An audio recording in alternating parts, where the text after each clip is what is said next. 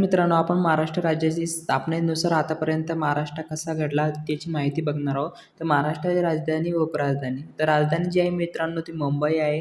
उपराजधानी जी आहे ती नागपूर आहे आणि हिवाळी अधिवेशन कुठे भरते तर नागपूर येथे भरते मित्रांनो. हे ध्यानात ठेवा, हिवाळी अधिवेशन जे असते ते नागपूर येथे भरते. त्यानंतर स्थापनेच्या वेळी महाराष्ट्र जे आहे ते 1 मे 1960 मध्ये स्थापना झाली मित्रांनो महाराष्ट्राची. आणि स्थापनेच्या वेळी जे जिल्हे होते मित्रांनो ते 26 जिल्हे होते आणि 229 जे आहे आपले तालुके होते आणि 4 प्रशासकीय विभाग होते तेव्हा. त्या स्थापन झाली तेव्हा 26 जिल्हे, 229 तालुके आणि 4 प्रशासकीय विभाग होते. त्यानंतर बघूया आपण पुढे सध्याची स्थिती बघूया आपण. तर सध्याची प्रशासकीय रचना कशी आहे? तर सध्याची स्थिती महाराष्ट्रात 36 जिल्हे आहे, 6 महसूल प्रशासकीय विभाग आहे मित्रांनो. तर पहिले 4 होते, आता 6 झाले आणि 36 जिल्हे झाले मित्रांनो. त्यानंतर महानगरपालिका जे आहे आपल्या मित्रांनो ते 29 महानगरपालिका आहे आणि जिल्हा परिषद जे आहे झडपी ते 34 आहे. पंचायत समित्या ज्या आहेत 351 आहे मित्रांनो. पंचायत समित्या ध्यानात ठेवा 351 आहे आणि ग्रामपंचायती आहे ते 27,900 प्लस ग्रामपंचायती आहे महाराष्ट्रामध्ये. क्षेत्रफळ बघूया आपण. तर क्षेत्रफळ येत आहे आपलं क्षेत्र भौगोलिक सीमा. ते क्षेत्रफळ येत आहे आपलं महाराष्ट्राचे 3,07,713 चौरस किलोमीटर मित्रांनो. आणि भारतात क्षेत्रफळानुसार 3ऱ्या क्रमांकावर जे आहे आपलं महाराष्ट्र येते. पश्चिमला जे आहे आपलं महाराष्ट्राच्या पश्चिमला जे आहे अरबी समुद्र लागते मित्रांनो. अरबी समुद्र आहे पश्चिमला, कोकण विभागाच्या लगतच बाजूला. आणि उत्तरेकडे वरती म्हणजे गुजरात आणि मध्य प्रदेश आहे. आणि पूर्व साईडला जे तिकडे गोंदिया गडचिरोली जिल्हा आहे तिथे छत्तीसगड आहे. आणि आग्नेय दिशेला जे आहे ते तेलंगणा आहे आणि दक्षिणला कर्नाटक गोवा आहे. हे दक्षिणला ध्यानात ठेवा मित्रांनो, कर्नाटक आणि गोवा. आणि 3ऱ्या क्रमांकावर ते आहे महाराष्ट्र आहे. त्यानंतर बघूया आपण महाराष्ट्राचे महसूल विभाग.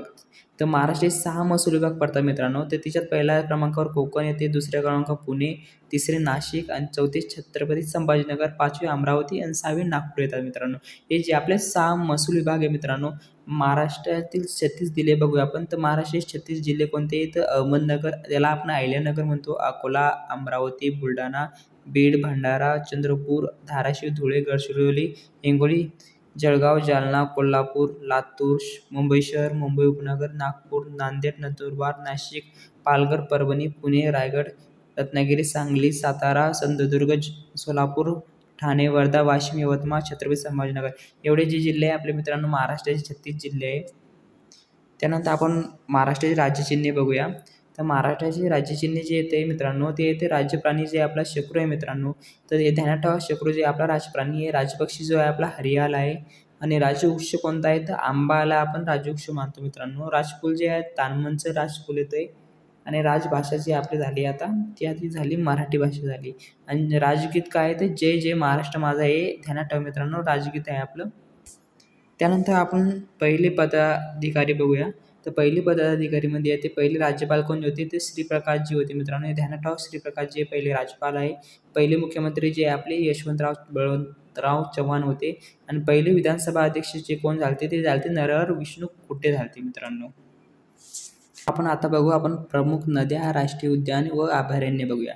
तर प्रमुख नद्या ज्या आहे आपल्या 10 नद्या ज्या आहे आपल्या इम्पॉर्टंट ते गोदावरी, कृष्णा, भीमा, तापी, वर्धा, वैनगंगा, कोयना, पंचगंगा, प्रवरा, गिरणा या ज्या आहे प्रमुख आपल्या 10 नद्या आहे मित्रांनो. ते राष्ट्रीय उद्याने जे आहे ते ताडोबा, पेंच, नवेगाव, संजय गांधी, गोगामल, चांदोली म्हणजे हे 6 जे आहे आपले राष्ट्रीय उद्याने आहे. आणि महत्त्वाचे अभयारण्य जे आहे मित्रांनो ते महत्त्वाचे अभयारण्य तसे मोठे अभयारण्य आहेत, पण महत्त्वाचे अभयारण्य सांगतो तुम्हाला. राधानगरी, नागझिरा, कर्नाळा, भीमाशंकर, कोयना, नांदूर, मधमेश्वर, फणसाड अभयारण्य, टिपेश्वर आणि मयुरेश्वर हे जे आपले इम्पॉर्टंट अभयारण्य आहे मित्रांनो. तर आपण आता क्विक रिव्हिजन बघूया, परीक्षेसाठी खूप महत्त्वाची. तर परीक्षेसाठी अत्यंत महत्त्वाचे मुद्दे काय आहेत? तर स्थापना झाली महाराष्ट्राची 1 मे 1960 स्थापना झाली. राजधानी जी आहे ती मुंबई आहे. आणि महाराष्ट्र दिन कधी साजरा केला जातो मित्रांनो? तर 1 मे रोजी महाराष्ट्र साजरा केला जातो. क्षेत्रफळ बघूया आपण. तर क्षेत्रफळ 3,07,713 चौरस किलोमीटर आहे मित्रांनो. राजपाणी जो आहे आपला महाराष्ट्राचा तो आहे शेकरू आहे. राजवृक्ष बघितला तर आंबा आहे मित्रांनो, हे ध्यानात ठेवा, आंब्याला आपण राजवृक्ष म्हणतो. त्यानंतर उपराजधानी जी आहे ती नागपूर आहे. जिल्हे जे आहे ते 36 आहे. महसूल विभाग 6 आहे. पहिले महसूल विभाग स्थापना झाली तेव्हा 4 होते मित्रांनो, हे ध्यानात ठेवा. राजपक्षी जे आहे आपल्या हरियाल आहे मित्रांनो. आणि राजकुल जे आहे आपलं तानमन आहे. तानमनला ध्यानात ठेवा मित्रांनो, हे इम्पॉर्टंट सांगतो तुम्हाला. तानमनला ध्यानात ठेवा आणि हिचं क्षेत्रफळ ध्यानात ठेवा आणि जे आहे आपला स्थापना ध्यानात ठेवा. हे इम्पॉर्टंट पॉईंट ध्यानात ठेवा मित्रांनो. व्हिडिओ आवडला असेल लाईक शेअर सबस्क्राईब करा. वनरक्षक भरतीतून 26साठी most important question for topic wise. तर सगळ्यात पहिला टॉपिक होतो आपला हवामान. तर पहिला क्वेश्चन होतो मित्रांनो, महाराष्ट्रात मुख्यतः कोणत्या प्रकारचे हवामान आढळते? तर महाराष्ट्रात मुख्यतः प्रकारचे हवामान आढळते मित्रांनो, उष्णकटिबंधीय मान्सूनी हवामान आढळते. सी जे आपला राईट आन्सर होईल. त्यानंतर क्वेश्चन दुसरा येतो, महाराष्ट्रात सर्वाधिक पाऊस कोणत्या प्रदेशात पडतो? तर महाराष्ट्रात सर्वाधिक पाऊस जो पडतो मित्रांनो, ते कोकण विभागामध्ये सर्वाधिक पडतो. सी जे आपला राईट आन्सर होईल. त्यानंतर क्वेश्चन तिसरा येतो मित्रांनो, महाराष्ट्रातील सर्वात कमी पर्जन्यमान कोणत्या प्रदेशात जिल्ह्यात आढळते? तर महाराष्ट्रातील सर्वात कमी पर्जन्यमान जे आढळते मित्रांनो, ते आढळते मध्य महाराष्ट्र, अहमदनगर, सोलापूर या प्रदेशात जिल्ह्यात आढळते मित्रांनो. सी जे आपला राईट आन्सर होईल. त्यानंतर क्वेश्चन चौथा येतो, महाराष्ट्रातील पावसाचा मुख्य स्रोत कोणता आहे? तर महाराष्ट्रातील पावसाचा मुख्य स्रोत जो आहे मित्रांनो, ते नेतृत्व मान्सून आहे. बी जे आपला राईट आन्सर होईल. त्यानंतर क्वेश्चन पाचवा येतो मित्रांनो, महाराष्ट्रात पावसाळा साधारणपणे कधी सुरू होतो? तर महाराष्ट्रात पावसाळा जो सुरू होतो मित्रांनो, तो जून महिन्यापासून साधारणपणे सुरू होतो. सी जे आपला राईट आन्सर होईल.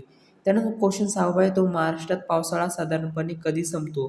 तर महाराष्ट्रात पावसाळा जो साधारणपणे संपतो मित्रांनो, ते सप्टेंबर महिन्यापर्यंत असतो पावसाळा. सी जे आपला राईट आन्सर होईल. त्यानंतर क्वेश्चन सातवा येतो, कोकणात मुसळधार पावसाचे प्रमुख कारण काय आहे? तर कोकणात मुसळधार पावसाचे प्रमुख कारण जे आहे मित्रांनो, ते आहे अरबी समुद्र व सह्याद्री पर्वतरांगेमुळे मुसळधार पाऊस पडतो तिथे. ए जे आपला राईट आन्सर होईल. त्यानंतर क्वेश्चन आठवा येतो मित्रांनो, महाराष्ट्र पर्जन्य छायेचा रेन शॅडो प्रदेश कोणता आहे? तर रेन शॅडो प्रदेश जो आहे मित्रांनो, ते आहे मराठवाडा व पश्चिम महाराष्ट्राचा काही भाग आहे मित्रांनो. सी जे आपला राईट आन्सर होईल. त्यानंतर क्वेश्चन नववा आहे तो, महाराष्ट्रातील सर्वाधिक आर्द्रता कोणत्या भागात आहे असते? तर सर्वाधिक आर्द्रता जी असते मित्रांनो, ती कोकण भागामध्ये सर्वाधिक आर्द्रता असते. हे जे आपला राईट आन्सर होईल. त्यानंतर क्वेश्चन 10वा आहे तो मित्रांनो, महाराष्ट्रात सर्वाधिक उष्ण प्रदेश कोणता मानला जातो? तर महाराष्ट्रात सर्वाधिक उष्ण प्रदेश जो मानला जातो तो विदर्भाला मानला जातो मित्रांनो. विदर्भात जास्त तपते मित्रांनो. बी जे आपला राईट आन्सर होईल. त्यानंतर क्वेश्चन 11वा येतो, महाराष्ट्रातील थंड हिवाळ्यासाठी प्रसिद्ध शहर कोणते? तर महाराष्ट्रातील थंड हिवाळ्यासाठी प्रसिद्ध शहर जे मित्रांनो, ते आहे महाबळेश्वर. बी जे आपला राईट आन्सर होईल. त्यानंतर क्वेश्चन 12वा येतो मित्रांनो, महाराष्ट्रातील सर्वात जास्त पाऊस पडणाऱ्या ठिकाणापैकी एक कोणते? तर महाराष्ट्रात सर्वात जास्त पाऊस पडणाऱ्या ठिकाणापैकी एक ठिकाण जे आहे मित्रांनो, ते महाबळेश्वर आहे. ए जे आपला राईट आन्सर होईल. त्यानंतर क्वेश्चन 13वा येतो, महाराष्ट्रातील उन्हाळा साधारण कोणत्या महिन्यात असतो? तर महाराष्ट्रातील उन्हाळा जो साधारणपणे असतो ते मार्च ते मे पर्यंत असतो मित्रांनो. बी जे आपला राईट आन्सर होईल. त्यानंतर क्वेश्चन 14वा येतो मित्रांनो, महाराष्ट्रात हिवाळा साधारण कोणत्या महिन्यात असतो? तर महाराष्ट्रात हिवाळा जो असतो मित्रांनो, ते असतो डिसेंबर ते फेब्रुवारी महिन्यापर्यंत असतो. ए जे आपला राईट आन्सर होईल. त्यानंतर क्वेश्चन 15वा येतो, महाराष्ट्रातील हवामानावर सर्वाधिक प्रभाव कोणाचा आहे? तर महाराष्ट्रातील हवामानावर सर्वाधिक प्रभाव जो आहे तो अरबी समुद्रावरचा आहे मित्रांनो. ए जे आपला राईट आन्सर होईल. त्यानंतर क्वेश्चन येतो आपला 16वा क्वेश्चन येतो मित्रांनो, महाराष्ट्रातील पर्जन्याचे प्रमुख स्वरूप कोणते? तर पर्जन्याचे प्रमुख स्वरूप जे आहे मित्रांनो, ते आहे पर्वतीय आरोग्य पीक पाऊस आहे मित्रांनो. हे याचं कारण आहे, स्वरूप आहे. सी जे आपला राईट आन्सर होईल. त्यानंतर क्वेश्चन 17वा येतो, सह्याद्री पर्वताचा पूर्वेकडील भागात पाऊस कमी पडण्याचे कारण काय?